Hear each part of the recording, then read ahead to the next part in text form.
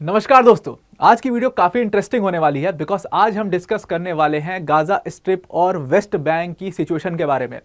देखो, अभी हमें रिसेंटली क्या पता है गाजा स्ट्रिप और वेस्ट बैंक के बारे में। हमें ये पता है दैट हमास ने अटैक कर दिया इसराइल के सिटीजन्स के ऊपर और इसराइल के सिटीजन्स उसमें 1300 से 1400 सिटीजन्स की उसमें डेथ हो गई, जिसके बाद इसराइल ने इस पूरे मामले को रिवर्ट किया और इसराइल ने बड़ी मात्रा में अपनी फोर्सेस को भेज दिया गाजा स्ट्रिप के अंदर में, यानी कि इजरायली डिफेंस फोर्सेस चली गई गाजा स्ट्रिप में। और इनका मेन मोटिव क्या था इन फोर्सेस का? इनका मेन मोटिव ये है कि हमास को डिसमेंटल करो, खत्म कर दो इसको पूरा।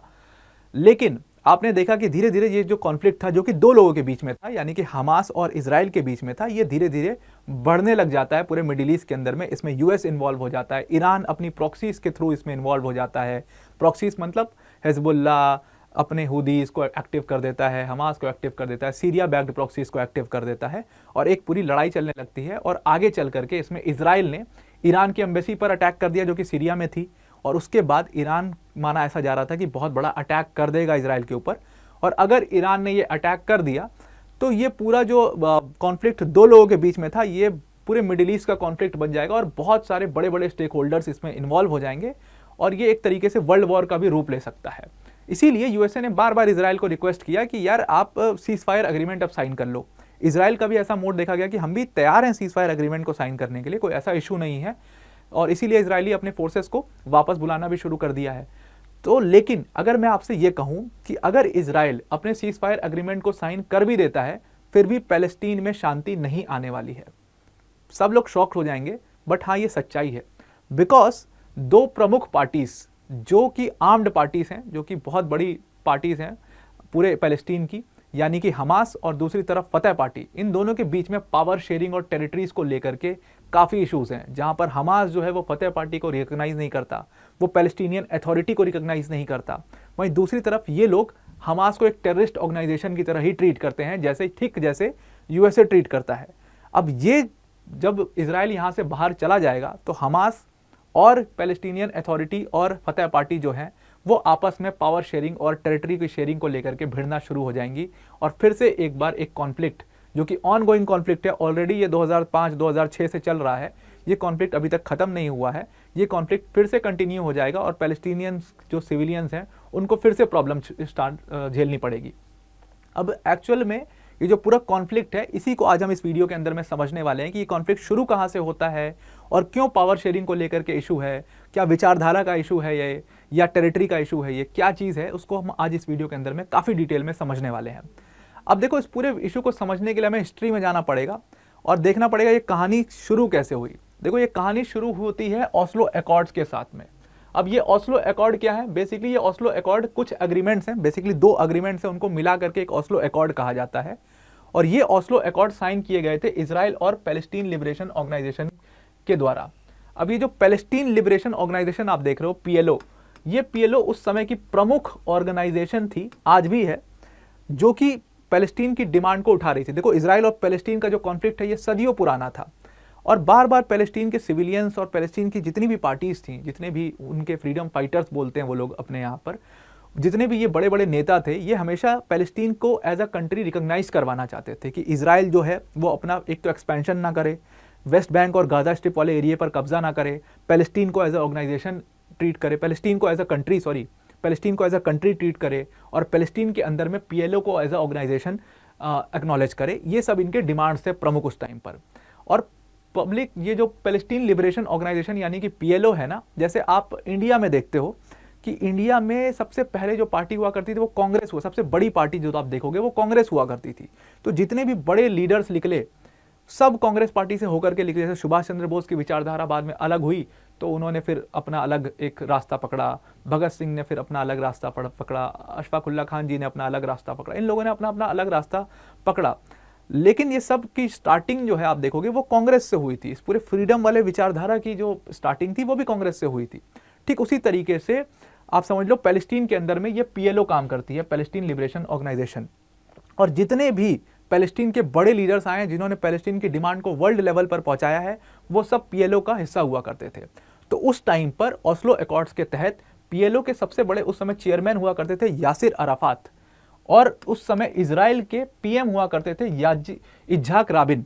तो इस्हाक राबिन और यासिर अराफात के बीच में बैठ करके बिल क्लिंटन ने समझौता करवाया था और वो समझौता 2 एग्रीमेंट्स में साइन हुआ था। एक एग्रीमेंट साइन हुआ था 1993 के अंदर में, इसको ऑस्लो एग्रीमेंट कहते हैं, ऑस्लो एग्रीमेंट 1, और एक एग्रीमेंट साइन हुआ था इजिप्ट में जिसको ऑस्लो एग्रीमेंट 2 कहते हैं, जो कि 1995 में साइन हुआ था। अब जो ये ऑस्लो एग्रीमेंट 1 साइन हुआ था 1993 में, इसी के लिए आपको पता है कि नोबेल पीस प्राइज दे दिया गया था किसको, यासिर अराफात जी को, जो कि यहाँ पर पीएलओ के चेयरमैन हुआ करते थे। अब इस ऑस्लो अकॉर्ड में कई सारी शर्तें थी। शर्तें क्या थी कि इजराइल को एज अ कंट्री रिकॉग्नाइज करेंगे पीएलओ और उनके जितने भी नेता हैं या जितनी भी पार्टीज हैं। अब जैसे पीएलओ है ना, जैसे कांग्रेस थी ना, एक अम्ब्रेला पार्टी थी इंडिया के अंदर में, और उसके अंदर में कई सारी पार्टीज फिर उसके बाद शुरू हुई अपनी अपनी विचारधारा के अकॉर्डिंग। ठीक उसी तरीके से पीएलओ एक अम्ब्रेला पार्टी थी और उसके अंदर में कई सारी पार्टीज फाइम हुई, जैसे कि हमास फॉर्म हुआ 1987 के अंदर में। हमास की जो विचारधारा थी वो थोड़ी सी रेडिकल विचारधारा थी। उसके बाद फतेह पार्टी फॉर्म होती है, फतेह पार्टी की विचारधारा थोड़ी पीसफुल थी। तो इस तरीके से कई सारी पार्टीज उसके अंदर में फॉर्म होती हैं इसी पीएलओ के अंदर में। अब यहाँ पर कई सारी शर्तें रखी गई कि पीएलओ और उसके अंदर की जितनी पार्टीज हैं और उसके जितने नेता हैं सब इजराइल को एज अ कंट्री रिकॉग्नाइज करेंगे। ठीक है जी, ये तो मान लिया गया। उसके बाद क्या हुआ कि जो इजराइल है वो पीएलओ को सेल्फ गवर्नेंस का राइट देगा। कैसे सेल्फ गवर्नेंस का राइट देगा? सेल्फ गवर्नेंस का राइट 2 एरियाज में दिया जाएगा, यानी कि जब गाजा स्ट्रिप और वेस्ट बैंक की, अब जब मैं गाजा स्ट्रिप और वेस्ट बैंक की बात कर रहा हूं तो इसकी लोकेशन आप देख लो, पूरे इजराइल के बीचों बीच आपको पता ही होगा। ये वेस्ट बैंक है और ये बिल्कुल ये छोटा सा ये गाजा स्ट्रिप का एरिया है जहां पर अभी पूरा कॉन्फ्लिक्ट चल रहा है। तो यहां पर बोला गया कि वेस्ट बैंक और इस गाजा स्ट्रिप वाले एरिया में सेल्फ गवर्नेंस का राइट दिया जाएगा पैलेस्टीनियन लिबरेशन ऑर्गेनाइजेशन को, और इसी पैलेस्टीनियन लिबरेशन ऑर्गेनाइजेशन के तहत एक पैलेस्टीनियन नेशनल अथॉरिटी का फॉर्मेशन होगा। और ये पैलेस्टीनियन नेशनल अथॉरिटी बेसिकली क्या करेगी, एक गाजा स्ट्रिप और वेस्ट बैंक के अंदर में प्रॉपर इलेक्शंस होंगे और उस प्रॉपर इलेक्शंस के थ्रू एक यूनियन कैमरल लेजिस्लेचर फॉर्म होगा और उसका एक प्रेसिडेंट बनाया जाएगा। ये सारी चीज़ें 1995 के बाद से अप्रूव कर दी गई थी और इसके बाद ऐसा लगा था कि जो इजराइल और पैलेस्टीन का जो सदियों पुराना कॉन्फ्लिक्ट है वो खत्म हो जाएगा बहुत जल्दी, और इसके बाद एक पीसफुल तरीके से पैलेस्टीन के जो सिविलियंस हैं वो जी पाएंगे और इजराइल के जो सिविलियंस हैं वो जी पाएंगे। ये सारा कॉन्फ्लिक्ट ओवर हो जाएगा। लेकिन यहाँ से क्या होता है कि इस पूरे ऑर्गेनाइजेशन का जो पीएलओ है उसके उस समय पर आप देखोगे कि सबसे ज़्यादा बाइंडिंग फोर्स जो हुआ करते थे वो यासिर अराफात हुआ करते थे और ये उस समय के सबसे इंपॉर्टेंट लीडर हुआ करते थे। लेकिन इनकी डेथ हो जाती है साल 2005 के अंदर में, और साल 2005 के अंदर में जब इनकी डेथ होती है तो पीएलओ के अंदर में कई सारी विचारधारा उस समय पल रही थी। अब आप इस चीज़ को समझना, एक विचारधारा काफ़ी रेडिकल विचारधारा थी जो कि हमास की थी। हमास ये चाहता था, 1987 में इसका फॉर्मेशन हुआ था, अगर आप इसका फॉर्मेशन ही देखोगे तो वो इन्हीं बेसिस पर हुआ था कि इजराइल को ख़त्म करना है, इजराइल को एज अ कंट्री कभी रिकॉग्नाइज नहीं करना है, या उनकी फिलॉसफी थोड़ी सी ज्यूज़ के यहूदियों के अगेंस्ट में होती थी। इस तरीके की ऑर्गेनाइजेशन हमास थी। वहीं दूसरी तरफ कुछ पीसफुल ऑर्गेनाइजेशन फॉर्म की गई थी, जैसे फतेह पार्टी जो कि मोहम्मद अब्बास फतेह ने की थी। अब मोहम्मद अब्बास फतेह का ये कहना था कि साहब, जैसे आप हमास को आइडियोलॉजी देखो तो हमास का ये कहना था कि यार हमें आपने एज अ कंट्री रिकॉग्नाइज नहीं किया, आपने सिर्फ हमें एक तरीके से फ्रीबीज दे दिया, एक तरीके से आपने सिर्फ सेल्फ गवर्नेंस का राइट दे दिया, लेकिन आपका अल्टीमेट अथॉरिटी तो अभी भी इजराइल है, अभी भी दबदबा पूरा इजराइल का ही है, इजराइल की मिलिट्री लगी हुई है। तो हमें एज अ कंट्री आपने कभी रिकॉग्नाइज नहीं किया, ना ही हमें अपनी मिलिट्री बनाने का ऑप्शन दिया, ये सारी चीज़ें तो आपने दी नहीं, बस हमें सेल्फ गवर्नेंस राइट दे दिया, गवर्नमेंट कैसे हम चलाएंगे बिना मिलिट्री के। तो ये सारी चीज़ें प्रॉब्लम जो है हमास ने वहाँ पर खड़ी की। लेकिन वहाँ पर मोहम्मद अब्बास की जो फतेह पार्टी थी उसने कहा कि देखो अभी ये शुरुआत है, एक पीसफुल प्रोसेस के थ्रू ये शुरुआत हुई है, एक बहुत लंबे टाइम के कॉन्फ्लिक्ट को ख़त्म करने के लिए। अभी हमें सेल्फ गवर्नेंस का राइट मिला है, लेकिन आगे चल करके हमें एज अ कंट्री भी रिकॉग्नाइज किया जाएगा और सारी चीज़ें, हमारी अपनी मिलिट्री होगी, हमारी अपनी पावर होगी, हमारी अपनी फॉरेन पॉलिसी होगी। ये मानना अब्बास फतेह का था। लेकिन इनके डेथ के बाद, यानी कि यासिर अराफात के डेथ के बाद, ये आइडियोलॉजीज बहुत प्रमुख हो गई और इन दोनों हमास और फतेह के बीच में कॉन्फ्लिक्ट शुरू हो गया। फतेह क्या आप कह लो कि पैलेस्टीनियन अथॉरिटी के बीच में कॉन्फ्लिक्ट शुरू हो गया। और साल 2006 में क्या होता है कि साल 2006 के अंदर में इलेक्शंस होते हैं। पहले इलेक्शन हुए थे और वो लास्ट इलेक्शन थे। ये इलेक्शंस में क्या होता है कि मोहम्मद अब्बास फतेह जो थे वो एज अ प्रेसिडेंट चुन करके आ जाते हैं, क्योंकि पीसफुल थे वो और उनकी पॉपुलैरिटी बहुत ज़्यादा थी। और उस समय हमास को लोग ना ज़्यादातर एक आतंकवादी ऑर्गेनाइजेशन की तरह ही देखते थे। ठीक है, थे तो वो हमेशा पैलेस्टीनियंस के लिए नेशनलिस्ट ही, लेकिन वो एक मिलिट्री पावर की तरह मौजूद थे। उनके जो टॉप लीडर्स थे सारे मिलिट्री कमांडर्स वगैरह थे। तो इसलिए लोग उनको एक आतंकवादी ऑर्गेनाइजेशन की तरह पूरी दुनिया भी देखती थी और वो हमास को लाइक नहीं करती। जैसे यूएसए आप देखोगे, वो हमास को कभी लाइक नहीं करता था, क्योंकि वो इन सारी कंट्रीज़ को, जो वेस्ट की कंट्रीज़ थी, आखिर एक्नॉलेजमेंट तो यही कंट्रीज़ देंगी। तो इन सारी कंट्रीज़ को ये लगता था कि हमास यार एक मिलिट्री पावर है, ये बहुत गड़बड़ बात है, और हमास की जो मिलिट्री प्रोवेस है उसको ख़त्म करना चाहिए। इसीलिए इन लोगों ने क्या किया इलेक्शंस के अंदर में 2006 में, कि पैलेस्टीनियन लिबरेशन ऑर्गेनाइजेशन के तहत जो फतेह पार्टी बनी थी उसके थ्रू मोहम्मद अब्बास को इलेक्शन जितवा दिया और वो 2006 में प्रेसिडेंट चुन गए। लेकिन इसी के बाद एक बहुत बड़ा कॉन्फ्लिक्ट इमर्ज हो जाता है पावर शेयरिंग, टेरिटरी शेयरिंग को लेकर के। बेसिकली आइडियोलॉजिकल एक वॉरफेयर छिड़ जाता है हमास और फतेह के बीच में, और इसको हमास फतेह कॉन्फ्लिक्ट कहा जाता है। और ये कॉन्फ्लिक्ट पहले तो सिर्फ विचारधाराओं का कॉन्फ्लिक्ट था, लेकिन साल 2007 के बीच में ये गाज़ा स्ट्रिप के बीच में एक बहुत बड़ा आर्म्ड कॉन्फ्लिक्ट में टर्न हो जाता है। और इसमें कहा जाता है कि 600 से 700 पैलेस्टीनियंस जो हैं उनकी डेथ हो जाती है। और इसके बाद हमास जो है वो पूरा पावर गाज़ा स्ट्रिप के अंदर में सीज कर लेता है, और हमास धीरे धीरे बहुत पावरफुल बन जाता है।